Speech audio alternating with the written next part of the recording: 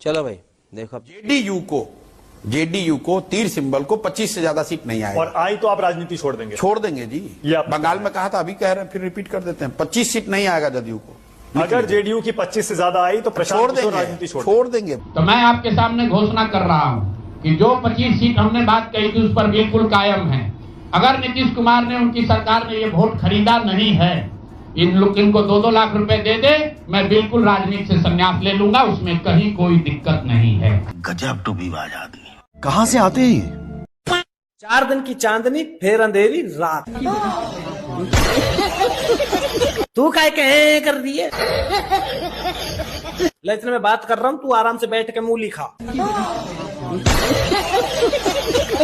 और मूली से याद आया कि मैंने मूली ही बोला है, वरना तेरी कुछ बहन आकर बोलती है कि मेरे को कोई पहले मुझे मुल्ली कहा गया, मुल्ली कहा, मुल्ली कहा, मुल्ली कहा, मुल्ली कहा। जय श्री राम दोस्तों, स्वागत है आप सभी को फिर से एक न्यू वीडियो में, जहां आपको दिखाने वाले हैं भारत की राजनीति की कुछ हलचल, लेटेस्ट न्यूज और कुछ नेताओं की वायरल फनी क्लिप्स वीडियो। तो वीडियो शानदार होने वाली, एक वीडियो को अंत तक जरूर देखिए। नए चैनल पर चैनल को सब्सक्राइब, वीडियो को लाइक और कमेंट में जय श्री राम जरूर लिखें। तो चलिए स्टार्ट करते हैं।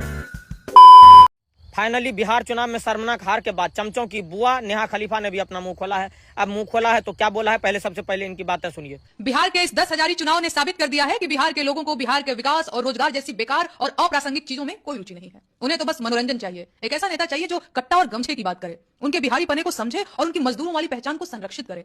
सही भी है, बिहार की पहचान सिर्फ बाटी चोखा और चंपारण मटन थोड़ी है। बिहार की असली पहचान तो यहाँ की बेरोजगारी और पलायन है। और जो भी उनकी ये पहचान खत्म करना चाहेगा, बिहार के लोग उसको हराकर ही दम लेंगे। बिहार में कारखाने लग जाएंगे तो विरह के गीतों का क्या होगा? घर के मर्द ट्रेनों में भरकर परदेश नहीं जाएंगे तो रेलिया बैरन जैसे गीत कौन गाएगा? है कि नहीं?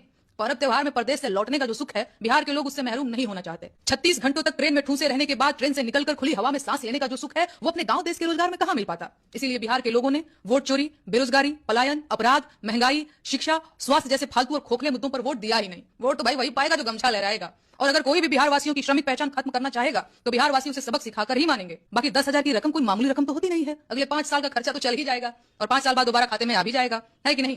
बाकी जवान बेटा रोजगार मांगने पर लाठी खाए तो खाए, आदमी जहरीली शराब से मरे तो मरे, मरीज अस्पताल के बाहर बिना इलाज खत्म हो जाए तो कोई गम नहीं, दूसरे राज्यों के कारखानों में लोहा पीटने जाना पड़े, चाहे कोई भाषा के नाम पर बेइज्जत कर दे, उदास नहीं होना है। सबसे जरूरी 10,000 रुपए का एहसान चुकाना है। 10,000 की रकम के वफादार बने रहना है। जय हिंद, जय बिहार। तो सुनो, अब बिहार के लोगों को विकास और व्यवसाय में ही रुचि है। तुम जैसे लोगों की बकचोदी सुनकर के कोई वोट नहीं करता है।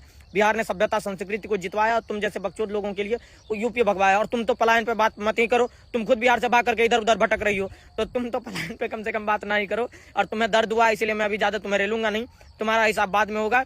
तुम अभी फिलहाल जली है तुम्हारी, तुम बर्नोल लो और तुम अपना इलाज करवाओ। जय श्री राम, जय बिहार। बिहार इलेक्शन दोबारा होंगे क्योंकि एलिगेशन लगे हैं वोट चोरी के, ईवीएम हैक के। इसलिए सुप्रीम कोर्ट ने ऑर्डर दिया है कि भाई जो बिहार के इलेक्शन है वो दोबारा से होंगे और डेट रखी है 2030।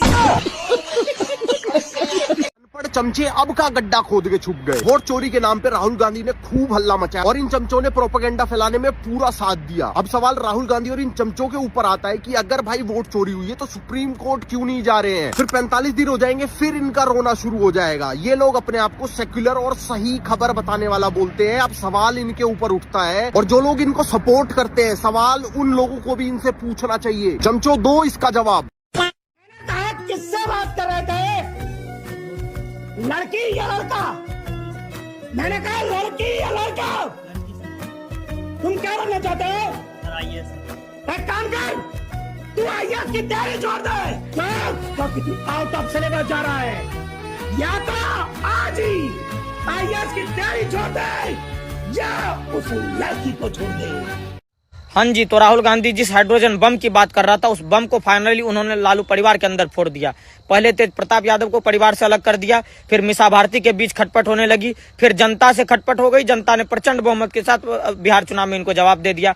फिर आज चुनाव में प्रचंड हार के बाद रोहिणी आचार्य ने भी राजनीतिक और परिवार दोनों से दूरी बना ली है। तो इसलिए मैं पूरे बिहार वासियों के तरफ से राहुल गांधी को धन्यवाद देना चाहता हूं। आज से मैं इनको पप्पू नहीं बोलूंगा, आज से नहीं बोलूंगा कि इनको बाबासीर है, आज से इनको टूर पे जाने वाला नहीं बोलूंगा, ना ये थाईलैंड जाएगा। इनको कहूंगा कि जहां भी चुनाव हो जाए ऐसे ही बीजेपी के लिए प्रचार करने के लिए आते रहे। अभी असम, उड़ीसा, पश्चिम बंगाल और उत्तर प्रदेश में चुनाव है, हम आपका इंतजार करेंगे। राहुल जी, आप बीजेपी के स्टार प्रचारक थे और आजीवन रहेंगे। मेरी बात सुनिए, अगर 2014 के बाद से वोट चोरी हो रही है, तो मैं तो कहती हूँ ऐसी वोट चोरी होनी चाहिए, डंके की चोट पे होनी चाहिए। आप संविधान का उल्लंघन करने की बात कर रहे हैं, आप लोकतंत्र वाली बात नहीं कर रही हैं। जी लोकतंत्र तो अब आया है। 60 साल से जब कांग्रेस की सरकार थी तब कहाँ था लोकतंत्र? क्या लोकतंत्र तब था जब इमरजेंसी लगी थी? क्या लोकतंत्र तब था जब सिखों को मार दिया गया था? तब लोकतंत्र नहीं था। तब क्या लोकतंत्र तब था जब नसबंदियां करवाई जा रही थी? तब लोकतंत्र था। लोकतंत्र तब था जब बिहार में लालू जी की सरकार थी। लोकतंत्र तब था जब निष्पक्ष चुनाव हुआ करते थे। लोकतंत्र तब था जब वोट चोरी नहीं होते थे। लोकतंत्र तब था जब निष्पक्ष चुनाव। आप 1947 याद कीजिए और बोले निष्पक्ष चुनाव। निष्पक्ष चुनाव हुआ था भैया, आप कैसी बात कर रही है? 1 वोट जवाहरलाल नेहरू को, 13 वोट पटेल साहब को। प्रधानमंत्री कौन बना मैडम? हाँ, प्रधानमंत्री जवाहरलाल नेहरू। ये कैसा निष्पक्ष चुनाव हुआ? लोकतंत्र। हाँ, पर आपको कैसे पता? पूरा गांड जला हुआ है।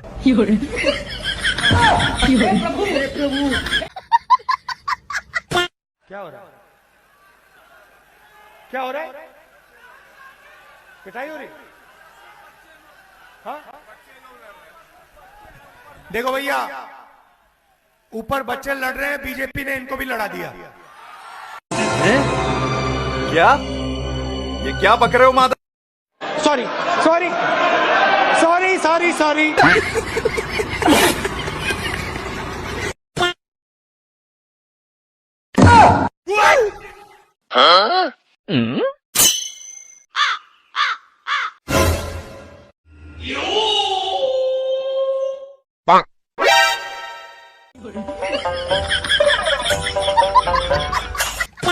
तेजस्वी यादव के हार का सबसे बड़ा कारण है आरजेडी की ये 2 प्रवक्ताएं, एक प्रियंका भारती और दूसरा कंचना यादव। इन दोनों ने आरजेडी का झंडा नहीं अपितु विपक्ष का झंडा उठाकर कहा था कि हम आरजेडी के जो सीट आने वाले हैं वो भी नहीं आने देंगे, क्योंकि इनकी बोली सुनकर असभ्य, अशिक्षित, जाहिल और कुतर्क कैसे दिखते हैं ये प्रमाणित हो जाता था। एक तरफ जहां आरजेडी की इमेज इसी प्रकार से बनी है कि गुंडा राज, अशिक्षित, असभ्य, और ये दोनों टीवी पर आकर ये सारी चीजों को प्रमाणित भी कर रही थी। जहां चंद सीटें आरजेडी को मिल भी जाती, लेकिन इन दोनों की बोली सुनकर शायद वो सीटें भी बीजेपी यानी कि एनडीए की झोली में चला गया है। तो आरजेडी का हार का सबसे बड़ा कारण है जंगल राज को उचित ठहराने वाले, ब्राह्मणों को गालियां देने वाले, मनुस्मृति के बारे में अपशब्द कहने वाले, बिहार के जनता के मन के अंदर फिर से वही सारा विष घोलने का काम करने वाले, जिस विष को बिहार की जनता कब का भूल चुकी है और अमृत का घोट लेके अब बिहार को बदलने का काम कर रहे नीतीश चाचा को पूरी तरह से स्वीकार कर चुके हैं। एक तरफ जहां अब शिक्षा की बात करते, वहीं ये दोनों प्रवक्ताएं मिलकर सिर्फ और सिर्फ जातिवाद की बात कर रहे थे। एक जात को दूसरी जात पर गाली देने का काम कर रहे थे, मानो झंडा उठा लिया हो कि आरजेडी को जीतने ही नहीं देंगे। इसलिए आरजेडी को अब स्वयं अपनी समीक्षा करने का अवसर है कि ऐसी घटिया और जिनको बात करने का लहजा नहीं, ऐसे लोगों को प्रवक्ता बनाकर अपने पार्टी का इमेज और ज्यादा खराब करे और आने वाले चुनाव में इससे बेकार परफॉर्म करे, या अपने प्रवक्ताओं को बदले और उन्हें सभ्यता और बात करने की शालीनता सिखाए। आरजेडी जिंदाबाद, डॉन सुराज जिंदाबाद, आरजेडी जिंदाबाद, डॉन सुराज जिंदाबाद। आरजेडी जिंदाबाद था, है और रहेगा। भैया तनी सलाही 10 सिगरेट बारे के बाद नहीं के सलाई। आरजेडी जिंदाबाद, डॉन सुराज। ओ भाई बीजेपी जीत गल। थैंक यू भाई, वेलकम। साला ये दुख का खत्म नहीं होता भाई। जॉन सूरज तो पना तो झाट में आग लग जाई। भाई पप्पू के चाटुकारों, अगर वोट चोरी का रोना धोना और मातम खत्म हो चुका हो तो अभी 45 दिन बाकी है। जल्दी से इलेक्शन कमीशन के पास जाओ और बिहार चुनाव के सीसीटीवी फुटेज ले लो, और 1 साल तक तुम चुनाव की धांधली को लेके सुप्रीम कोर्ट में शिकायत करने जा सकते हो। जल्दी जल्दी जाओ, हम तुम्हारे साथ चलेंगे। मगर तुम जाओगे नहीं। जानते हो असल बात क्या है? वोट चोरी नहीं हुई, तुम्हें वोट मिला ही नहीं है। अरे कब तक SIR, EVM और वोट चोरी के नाम पे अपने मंद बुद्धि पप्पू का निकम्मापन छुपाते रहोगे? तुमसे लाख गुना अच्छा तो ओवैसी है, जो तुम्हारी सच्चाई पहले से जानता है। बोले SIR की वजह से कब तक आप SIR, EVM के ऊपर बकवास बात करेंगे? और ये जो तुम वोटिंग परसेंटेज के आंकड़ों के साथ खेल के भ्रम फैला रहे हो ना कि आरजेडी को तो 22% वोट मिले, बीजेपी को 20% वोट मिले, फिर भी आरजेडी की सरकार नहीं है और बीजेपी की सरकार है, तो पप्पू की चाटते हो तो बुद्धि भी पप्पू जैसी हो गई है क्या?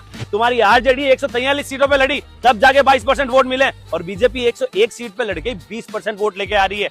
मतलब गणित से तुम्हारा कोई लेना देना नहीं है। बुद्धि तुमने पप्पू के चक्कर में बेच खाई है। कम से कम ऐसी तो बातें करो कि आसपास के लोग तुम पे हंसे नहीं। और जानते हो बिहार की जनता ने तुम्हें वोट क्यों नहीं दिया? उनकी नजरों में तुम्हारी क्या औकात है, ये देखो। बिहार का कुत्ता बराबर ही है राहुल गांधी। आंटी जी ने तो गर्दा उड़ा दिया और पप्पू ने पूरी कांग्रेस।